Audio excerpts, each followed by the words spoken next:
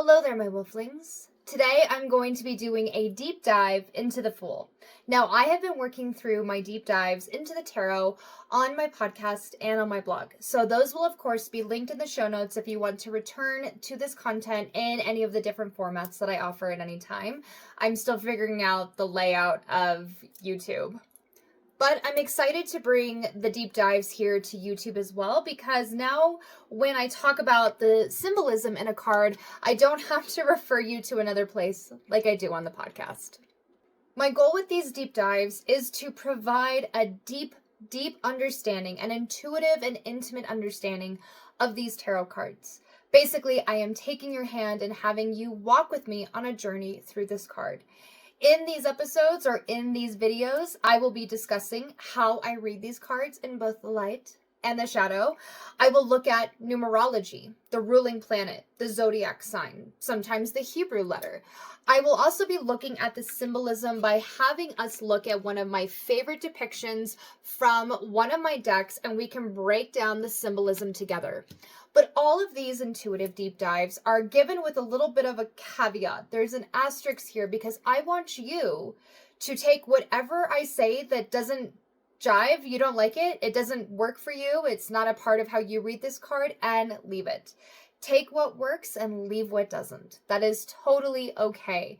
I always encourage your own intuition to be the guiding force of how you read tarot. If we all read tarot the same way, if we all memorized it and then read the same way, we would be so bored of tarot because there would be no nuance. There would be no diversity. There would be no difference. So what I want is for this to be a deep dive for you to get familiar with this card and for you to be curious and motivated to embark on your own journey with each and every tarot card. And then at the end, at least for the majors, I will be ending by reading the poem that I wrote. Yes, I wrote this little book. I wrote a poem for each and every major arcana card. I am working on getting to the minors and the courts, but I'm a busy girl, and poetry doesn't just come out of thin air. So I am working on getting that to you all. But for now, with all of the majors, and there are 22, so we have time, I am going to end these videos by reading the poem from my book, Major Arcana, a poetry collection. So let's jump right in. Of course, we have to start with the Fool. Our beloved, beloved Fool. We will talk about the symbolism at the end, but I first just want to show you the depiction that I'm working with. I know my ring light is picking this up. I will turn that off when we do the look at what's in the card. But this is from the Ostara Tarot. I do have a review of this on the blog and the podcast as well, and I am working to bring my reviews of my decks to YouTube as well.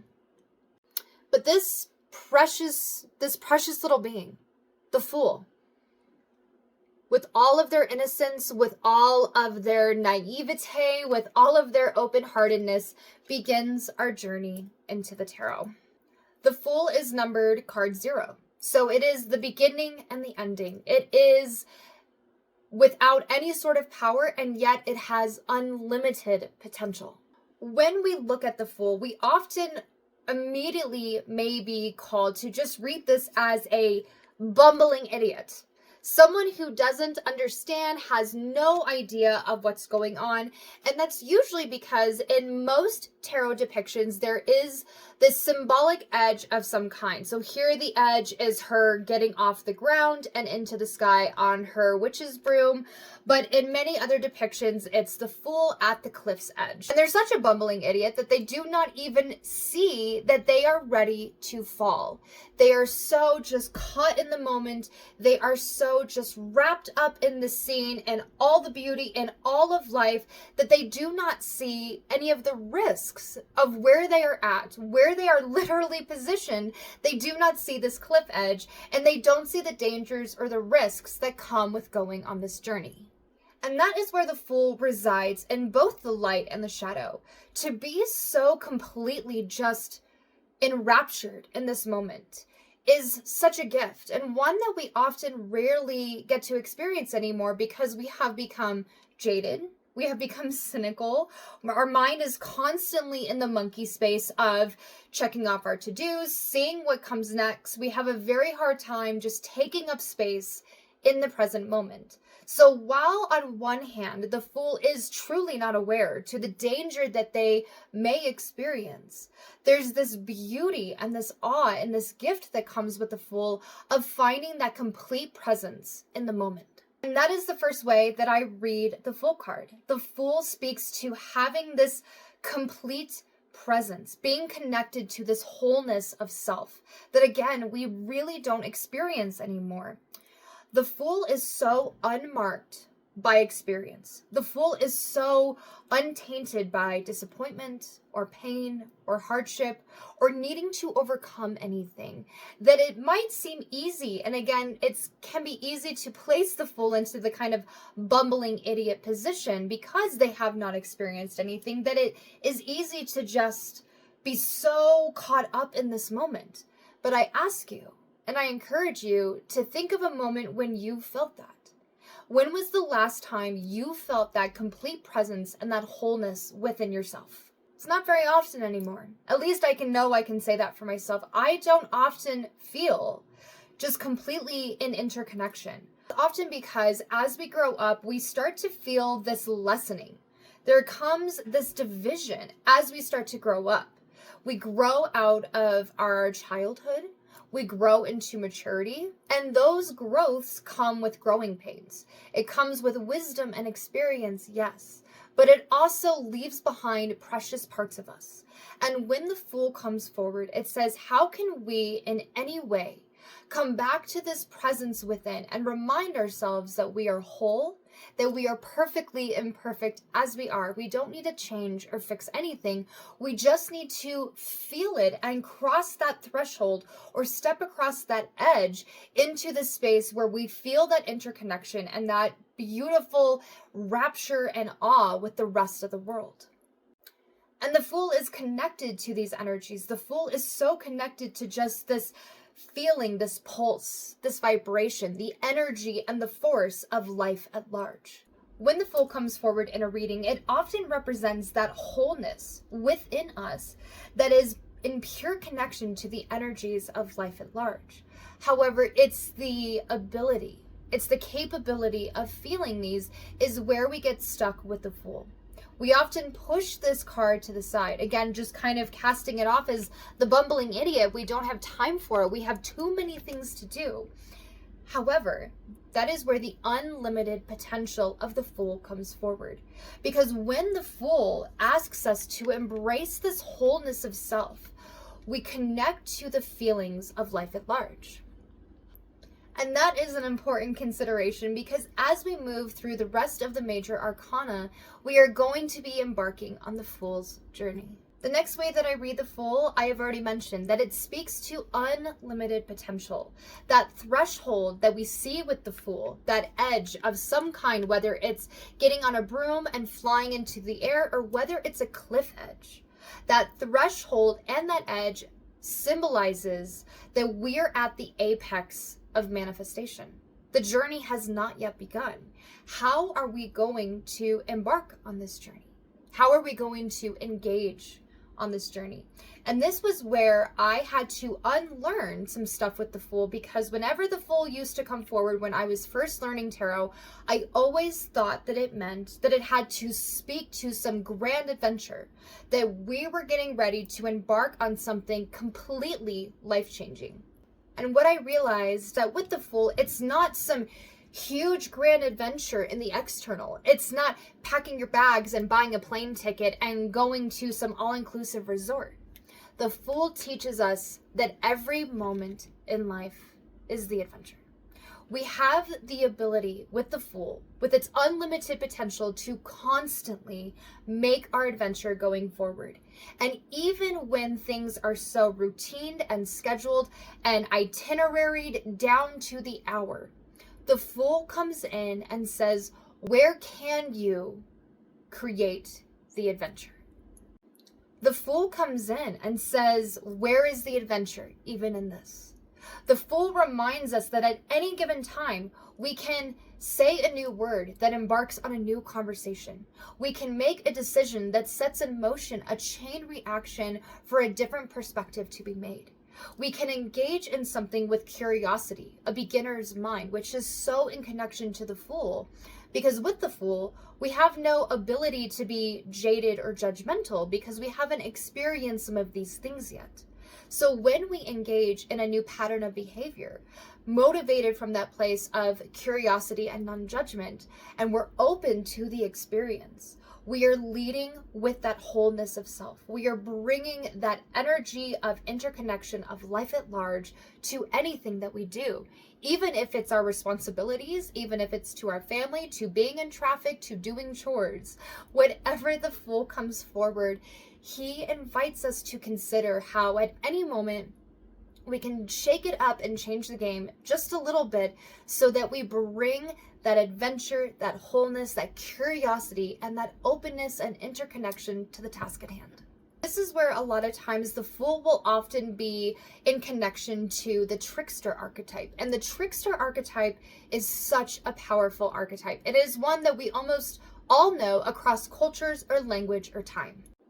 And just quickly looking at the definition of the trickster archetype, it says, the trickster is a universal, boundary-crossing archetype, often depicted as a cunning, shape-shifting figure who disrupts the status quo, challenges authority, and uses wit to cause chaos or spark change.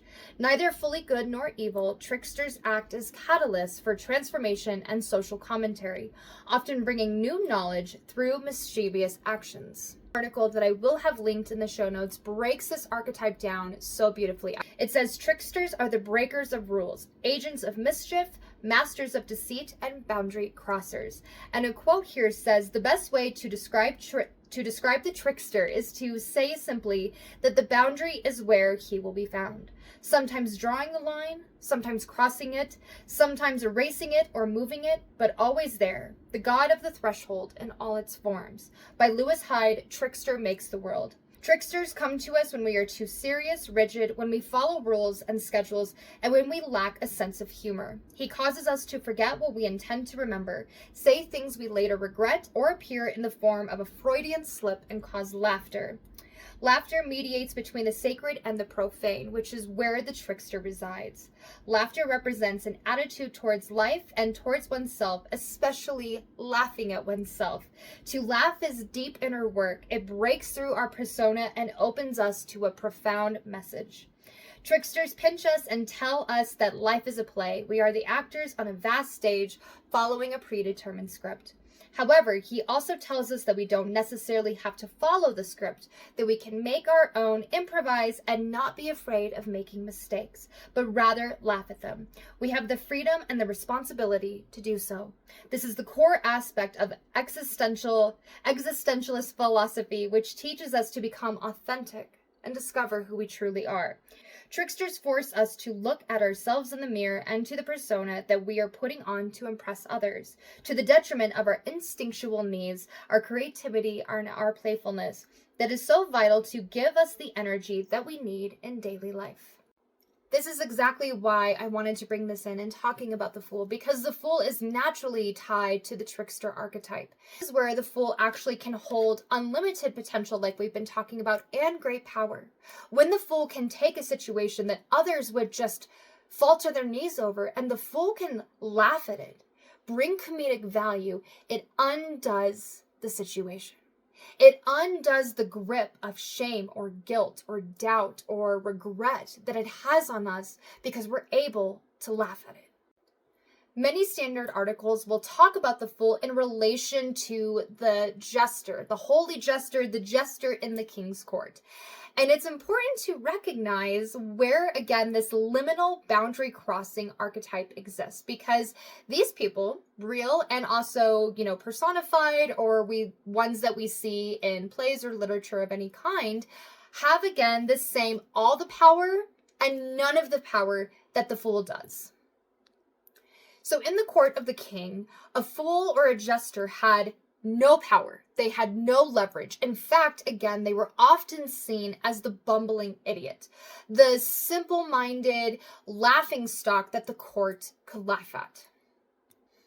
But here is where that power dynamic starts to shift. Because the fool had no power, resided so at the edge, on the fringe of the king's court, but was expected to make people laugh, he was in a way the only one who had the power to mock the king. Now, this is a man that could kill you on any day of the week simply because he feels like it, and the jester is mocking him. The jester is making jokes about the king. But because the jester has no power, everyone just kind of laughs at it. No one else held that kind of power in a court like this. Again, the king's mood is what shaped policy. Everyone walked on eggshells around these people because of the unbelievable power that kings and monarchs wielded. And yet, the jester, having no power at all, being a laughingstock of everyone else, came in and turned that on its head.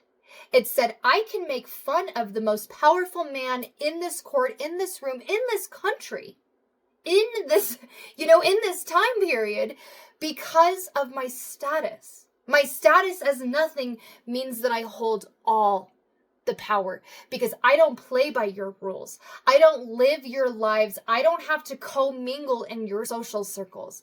I am so far outside of it that I can walk in it, mock the king, laugh the king, and then everyone's in on the joke. So with the fool, there is also this element, and it's personally one of my favorites, is where do we bring in that sense of fun, creativity, laugh, or comedic value in any way? And this is why comedians are so powerful in our society, because they allow us to take a look at the shadow, both personal and collective, and create a safe space for us to laugh at it and again be in on the joke. And just as that article said, the fool is always going to be at the boundary, pushing on it, reinforcing it, erasing it, moving it. The fool will always be there. And this is why I think that the fool speaks to arriving at this apex of manifestation. Because when we arrive at the boundary, whatever the boundary or the edge is in our lives, in our situations, or simply just when this card comes forward, even if it is an internal edge, we have a moment to consider. What are we going to do? What are we going to say? How are we going to engage with this situation? How are we going to engage with this boundary? One of the other things to note is that the Hebrew letter for the fool is aleph. Hebrew letter aleph is actually a silent letter, so breath of life. It is the breath before the word is actually spoken, which also represents that unlimited potential, because at any point we could change the word that we're going to say and substitute it, one that either more fully demonstrates or speaks to the truth at hand, or one that lessens the truth. The last way that I read the fool is that it speaks to this need to trust. And the fool doesn't even need to do that. The fool just naturally trusts.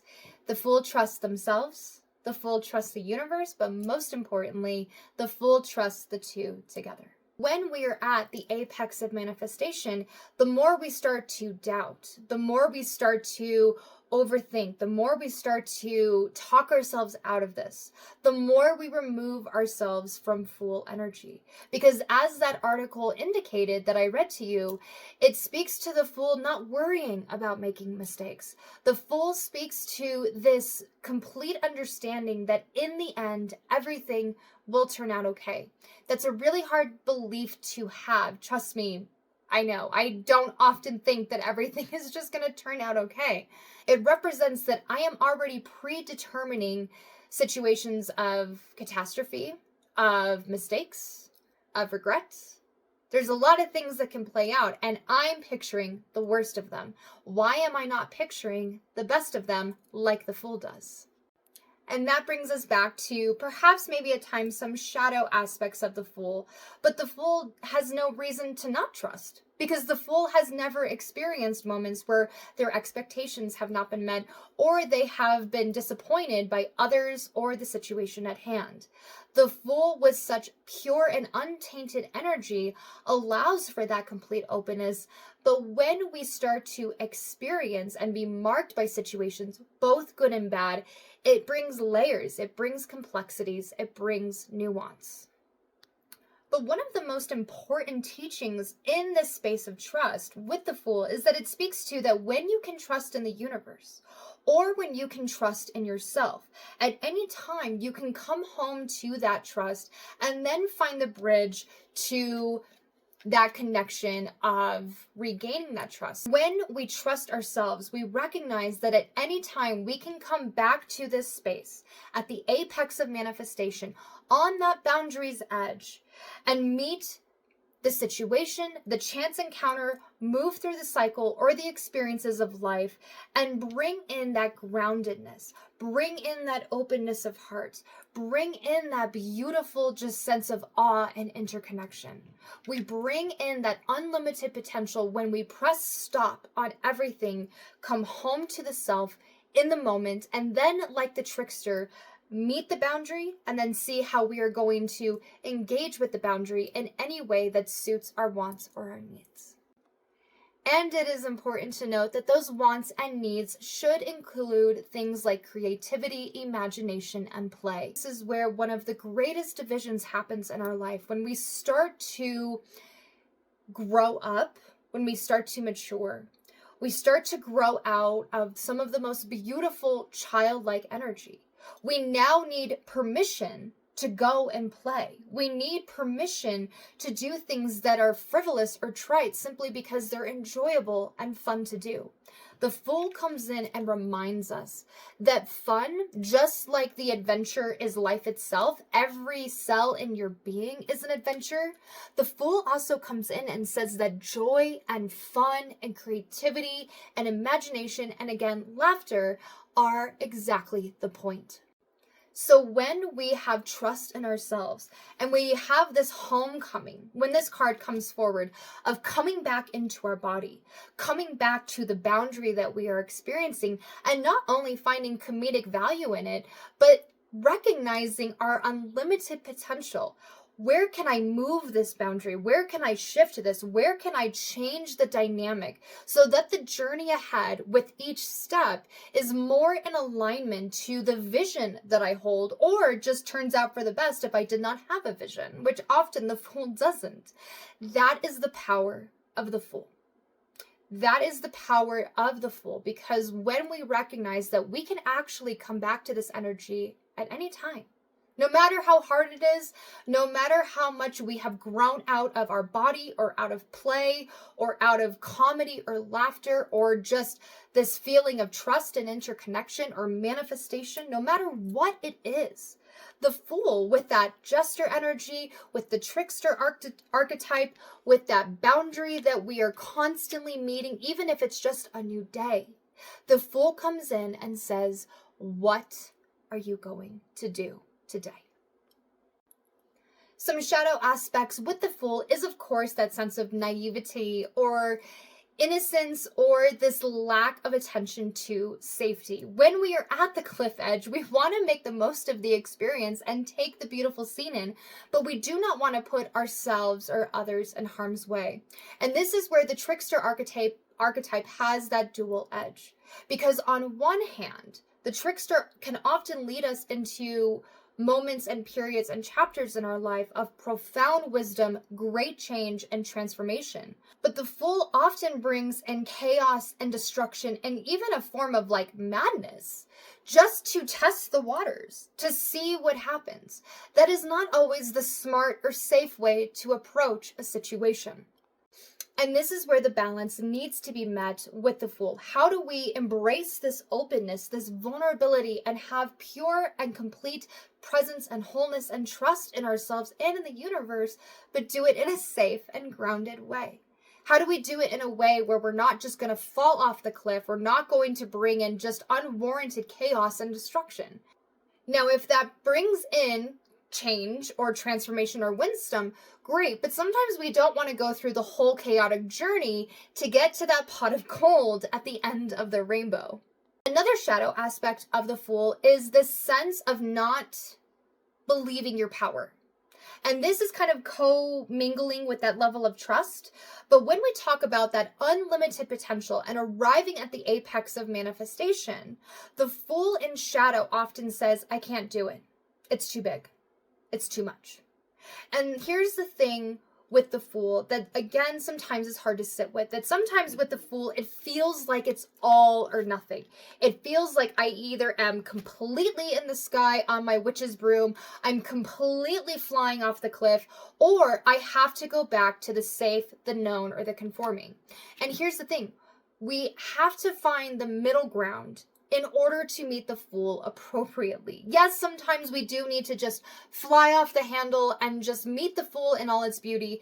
And other times we really do just have to retreat. We have to take a step back. We have to kind of strategize a little bit. But a lot of the time, we have to recognize that we're never gonna, one, fully be ready to embark on our Fool's journey. So we might as well just kind of start. But also we have to recognize that as much as we don't hold a lot of control, we actually hold very little control in a lot of situations. What we do control is ourself. What we do control is our capabilities.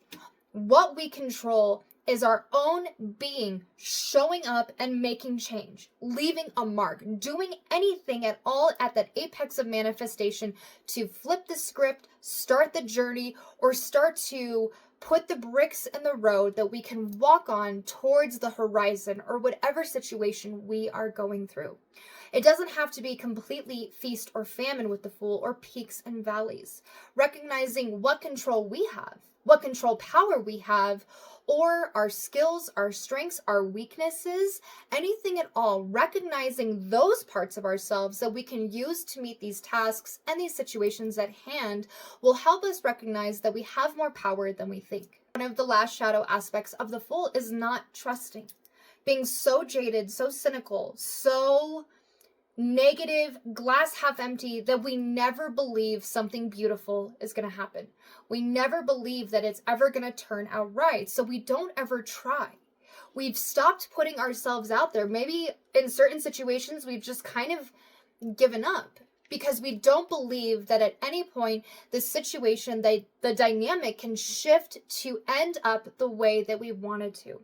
Now, I say this without any sort of judgment or shame or guilt.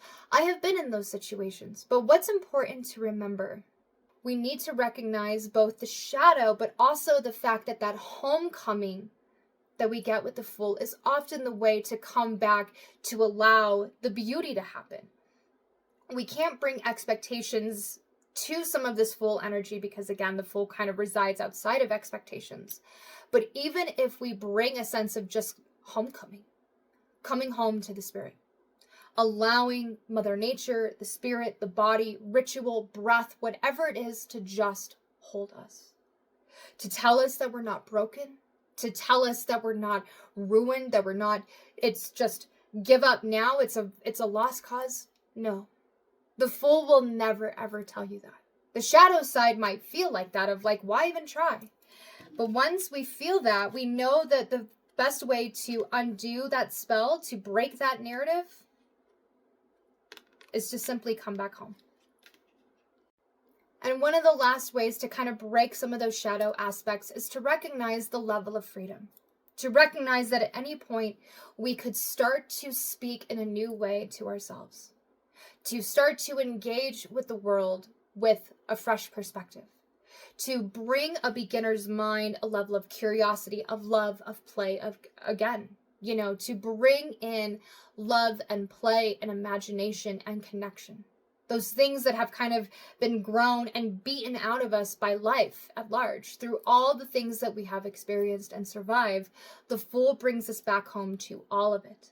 To the potential of potential shadows happening, but also to the potential of a beautiful journey happening in the making. So I've turned off my ring light so you can kind of see the symbolism here. I'm actually going to place this down and kind of just show you tabletop wise. It'll be easier to see. So here is my favorite depiction of the Fool that I own, because I love that here the boundary is the sky and the threshold is her witch's broom. And we see here, you can kind of see like she has skinned her knees so many times because walking is not for her. She's meant to fly. She can't even tie her shoes, and so she keeps tripping, and now she has red knees, red elbows, and she has that flush of color in her face because she's just trying to get up here into the headwinds and in the sky with the clouds and with the birds. What I love about this is that it shows some of the traditional symbolism of the Fool in new ways. So for example, here is the Fool from the Rider-Waite Tarot, and here in the background we see even bigger, taller cliffs, these mountain peaks, which can either symbolize victory or a really hard struggle, a really hard thing to overcome. Here is our boundary. Here is our Fool. He's holding very little, kind of unprepared for the journey ahead. The white rose symbolizes an untainted spirit, spiritual purity, and a fearless, naive approach, focusing on the present and the beauty of all things. And then the Fool has his trusty, loyal companion, that if he cannot trust himself or the universe, here is something that he can trust. So bringing this Fool back in, we see a few similarities. One, we see that this Fool is carrying nothing, in fact. This Fool actually has a little knapsack, and all she has on is the clothes that she's wearing.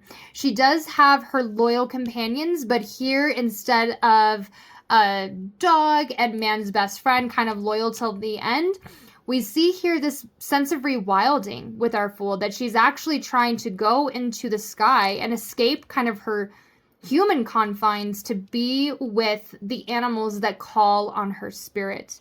We see again the edge here with the broom, and here we see the struggle and the trials to overcome with learning to fly, or the journey ahead. And we don't have the white rose. We don't even really see that, in the clothing. But what we do see it is in her face. Going back in on this beautiful artistic interpretation of the Fool, we see this spiritual purity and this sense of innocence she is just so caught up in the moment. She is not unencumbered by untied shoes and skin knees. She is just so in the space of expanding into this bigger and broader beyond, this force of life at large, that she will get up, skin her knees, and wipe them off as many times as she needs to in order to approach this situation with an open heart. And then finally, we see our two suns that represent clarity, optimism, not only a positive outlook, but a sense of illuminating the journey ahead. So wherever our two Fools go, the sun will be there during the day to guide them. I hope that you have enjoyed this tarot deep dive. I could talk about the tarot until the cows come home. I love talking about the tarot so much. But what I want to end with is, again, the poem that I wrote from my book, Major Arcana, a poetry collection. I still have copies of this, so you can go and purchase it if you choose. This was such a labor of love for me to write because it brought two of my greatest loves together. And more than that, it brought me home to a part of myself, very full energy, in fact, that I had lost and displaced for a long time, which was writing poetry. That's what I went to school for. I was going to go on and get a master's and write poetry. Sylvia Plath and Anne Sexton are my muses. Poetry is such a huge part of my life and how I show up. And in my dark night of the soul, I lost poetry. So writing this book many years later, it brought me home to that part of myself again. And it definitely had that Fool energy to it. So I am honored to share with you the first poem, The Fool, from my book, Major Arcana, a poetry collection. The Fool. Stirring in yolk of fire, a viscous sun, I am waxing, like the small moon that cups me in her nodding mouth. The first crack in this womb breaches like a hurricane, and I am swept away from the words that made me. This is the only way to receive the gift of shape, to manifest myself from behind this black line. With that first pull of breath, I am dripping in juices I will forget until I bite into a peach. I am poured from a small prayer, so I may see these days long enough to smell a flower. Something was sacrificed on creation's altar, cut open and picked clean, so I could fill in the holes between the bones. Now full, I carry this awkward song into the wind, clap it against the bell of this world.